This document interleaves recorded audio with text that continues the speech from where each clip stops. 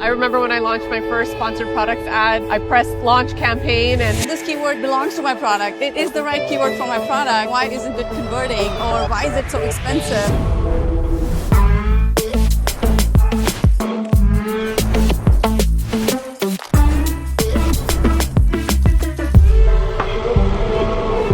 Hi Ritu. Hey, Mandeep. Well, we're going to talk a little bit about Amazon ads today and your guide to optimizing sponsored products and launching sponsored brands effectively. I think it's a topic that you are very, very knowledgeable on. So let's dive into. So are you. All right, We'll have a good discussion. we will have a great discussion talking about it. So let's start with topic number one, and is which do you prefer, automatic or manual campaign? Okay, now that's a trick question. And there's many different ways to look at it. A lot of people like to start new launches with automatic campaigns, then harvest keywords, and then create manual campaigns. I actually like to start both at the same time, and there's a reason for that. And the biggest reason is that automatic campaigns give you a wide reach, a broad reach, and you can very quickly get exposure. Whereas if you only stick to a manual launch strategy, there's a chance that you might kind of select too few keywords or may not know, what Amazon knows about shopper behavior and, all the keywords that are out there for, traction. So I like to do both. And of course, I do manage my budgets accordingly because I don't want to overspend on auto campaigns at the beginning. But I also want to make sure that I do get the reach and learn very quickly about keywords that are converting. That's a fair take. I prefer actually starting with manual campaigns first. Yeah. And then as I launch the product, whether it be 30 or 60 or 90 days, where I feel like, okay, we're launched onto the first page, then I would add in automatic campaigns. But it's all Right. different ways to do things, right? Totally. Yeah. I think a large part with Amazon advertising is you do have to try different things. Yes. And be open to trying different things. Absolutely. Because sometimes it depends on the product that you're selling. Yeah, absolutely. And I do think that you want to rely on the data because the data will always guide you in the right direction. So no matter what strategy you try, just keep monitoring, watching the data, learning from it, doubling down on things that are working, letting go of things that aren't working. I think we should be willing to do both. And that's how we manage ads at our agency. That's so true because I think sometimes people get emotionally attached to keywords. Do you find that? Yeah, I know. It's like, well, this keyword belongs to my product. It is the right keyword for my product. Why isn't it converting? Or why is it so expensive? You're right. There's an emotional attachment because of the relevancy of that keyword to the product. Yeah, so let go of those emotions and Yeah. stick to actual data points. Yeah, just let the data guide you. Awesome. So let's talk a little bit about keyword targeting and how do you approach your keyword targeting in, say, the launch phase of a product?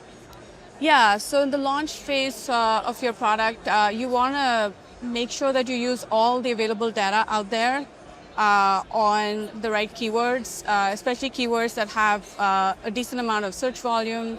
You also want to look at similar products in your catalog that might already have lots of data, and you might have search query performance data that can guide you on the right keywords. Plus, there's a lot of tools out there that you can use for research. And as you said, there's automatic campaigns that can be used for discovering new keywords along the way. So keyword discovery, keyword research, those are the important things in the beginning. And then you want to make sure that you don't bid too low because there's a danger that your campaigns never take off. So you want to bid appropriately. Thankfully, Amazon gives you, the bid range, lower to higher, of the past 14 days of data for that keyword. So you can always look that up and you can get an idea of like where you should be bidding, whether whatever the keyword might be, not too high, not too low, somewhere in the middle is a good starting point, I would say. So so keyword research, making sure you have the right bid, and then also making sure that you're watching your campaigns regularly so that you're giving your campaigns enough budget, they don't get starved of impressions, making sure that they're running throughout the day, and then collecting data and then making decisions about the next steps.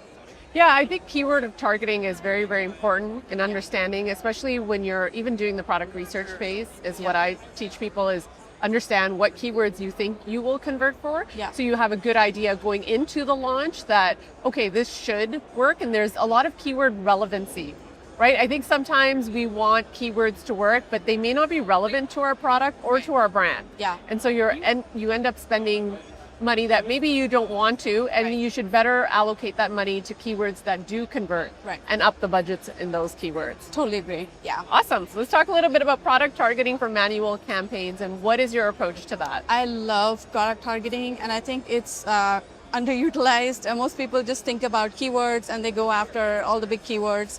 But I'll tell you why I love product targeting. It's because you're essentially targeting people by placing your ads on other people's pages, which means that these are pre-qualified hot leads that have already opted into that funnel. And then you're just inserting yourself into that funnel and saying, yeah, here's my product. You're allowing your product to be up for consideration.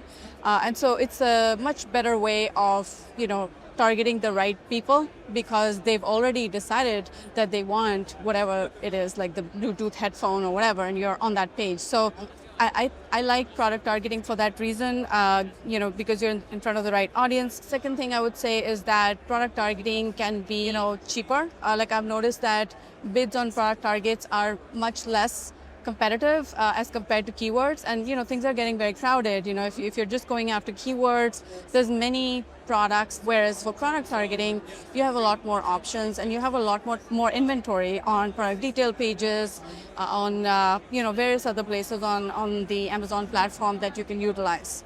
Yeah, because the product targeting campaigns are usually already where the customer's already clicked and Yes. kind of confirmed that they most likely will be purchasing this product. Correct. When they sway over to your product, there's a reason they've swayed over and Yes. clicked that. And Yeah. they may forget instantaneously what the other product was Yes. if your features and benefits are highlighted neatly and nicely Yeah. in your actual listing. Absolutely. Let's talk a little bit about value points that sponsored brands can provide. Yeah, so there's a few different types of sponsored brand ads. There's, of course, the headline ad, the ad that you see above the fold right on top of the search results page. I think that's prime real estate sense, because you have the eyeballs of your ideal customer. And that's the place where you can very quickly take them through a funnel. You might think that you need to spend a lot of time moving people through your funnel, but sponsored brands actually offers you an opportunity to educate as well as convert at the same time. So for that reason, I really love the placement of sponsored brand ads, the headline ads. The second one, of course, is video ads, right? You can have video ads showing up on product detail pages, also on top of the search results page. And there's a trick to get that. If you have a landing page, which is any page on your storefront, then you're eligible for having that ad show up above the fold on top. And that's a video ad that I'm talking about. And it looks really, really good, right?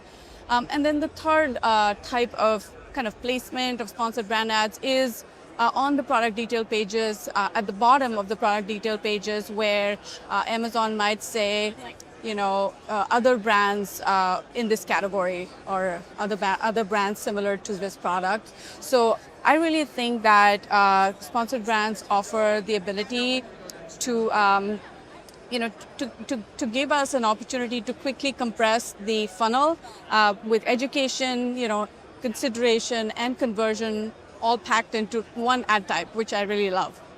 I really like that, because I also think with sponsored brands, you can kind of go after the customer on multi-layers. Yes. If you've got a product collection ad or sponsored brands ad at the top of search, and then you additionally added a video ad, which is a moving piece of content, your eyes automatically draw to that, so the customer may be drawn to that. So now on that regular search term page, or on that results page, now the customer's seen your product twice, Right. which is an advantage. Yes. I feel. Yeah. And I think that, there are some strategies for making those video ads or sponsored brand ads pop. One tip I'd like to share with the audience, which is to zoom in as much as you can on the product, because, people aren't looking for just a lifestyle photo. I mean, we've been told that lifestyle photos are what you should, show on your sponsored brand ads. But what kind of lifestyle photo are we talking about? I'd like to recommend that you make your product the hero of that image and let the ambience of the lifestyle, be part of that, but not the focus, right? So that's a little pro tip to kind of zoom in as much as you can on the product and make sure that people can look at it and say, oh yeah, that's what I want. Well, and as I think more and more customers are shopping on mobile, it makes it more and more relevant and important to make sure your product stands out amongst all of the search results. Totally. Awesome. Yeah. Should we go to the next topic? So if you're a seller or an advertiser, if you are an Amazon advertiser, what is the goal of your Amazon ads campaign? Every ad type has a slightly different goal. So for example, auto campaigns can be great for new keyword discovery, and they can be great for broad exposure. So you might get loose matches, which are keywords that are not exactly what you're trying to promote, but they might be related. So for example, if you're advertising a garlic press, you might have other utensils in the kitchen that could be relevant because people like to do their shopping, they're thinking in that category, right? So that's one type of ad. Another ad type is category targeting, which is also very similar to auto campaigns because it can give you exposure in the category of your product, right? So the goals of these two, I would say, are wide exposure.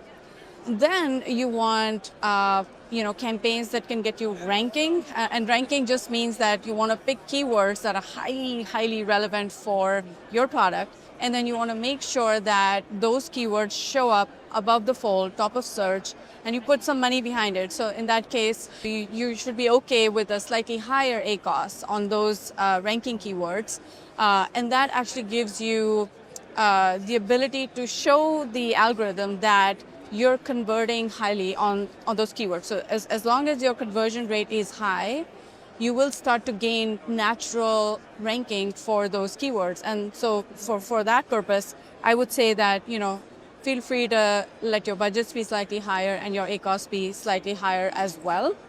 And then we come to brand ads or, sponsored display ads. These ads can actually unlock new audiences, right? So sponsored brand ads can very good for winning people who are not aware of your product type, for example, and you can show them like the product in use, for example, and that can be a great way to pull them in. Even if they had no idea that they wanted your product, they'll be saying, I want that, So that's your opportunity with sponsored brands. So I would say there's so many goals, right? Yeah. Another one is remarketing, but we can keep going on and on. So sponsored display, I would say, is great for remarketing. People who visited your pages but have not yet purchased, they can be exposed to more ads so that, they can kind of come back. It's easier to convert someone who's had exposure to your product type as compared to someone who has never seen your product type, right? So therefore, remarketing ads actually work. I think even the data or the statistic of knowing how many customers are new to brand is a pretty unique point. Yep. I never understood the value of it until over time I understood the whole customer funnel and the repetition you want, and even bidding on your own brand name. Oh yeah. Even absolutely. Smaller brands, and you may think, oh, who's searching for my brand? But when that customer maybe buys your first product, they want to see what else you have out there. Absolutely. So that's sometimes a missed opportunity sellers have, is they don't run advertising on their own particular brand name. Right. So do it. Yeah. No matter how big or small your brand is, you should be running ads on your brand name. Absolutely. Agreed? Yeah. All right. Yeah. So let's get to the next question. What are some important key takeaways that you want to share about sponsored products and sponsored brands? Yeah. So I would say, these two vehicles are really great for getting your products in front of your ideal customer. You just need to figure out the formulas for how to do it right. You want to use the right product type or the ad type for the right purpose. And as long as you can, learn all the different stages of a customer's journey and map them nicely to these ad types and placements that are available to you, you can really do a great job with getting the exposure you need, and doing it profitably, right? So we didn't really talk about metrics that much, but I think that watching your metrics and watching the right metrics is so important, because that's what will set you apart from someone who is very efficient with their ads. So you want to be very mindful of all the numbers. Like, it's not just throwing up an ad. You also want to see how those ads are performing over time.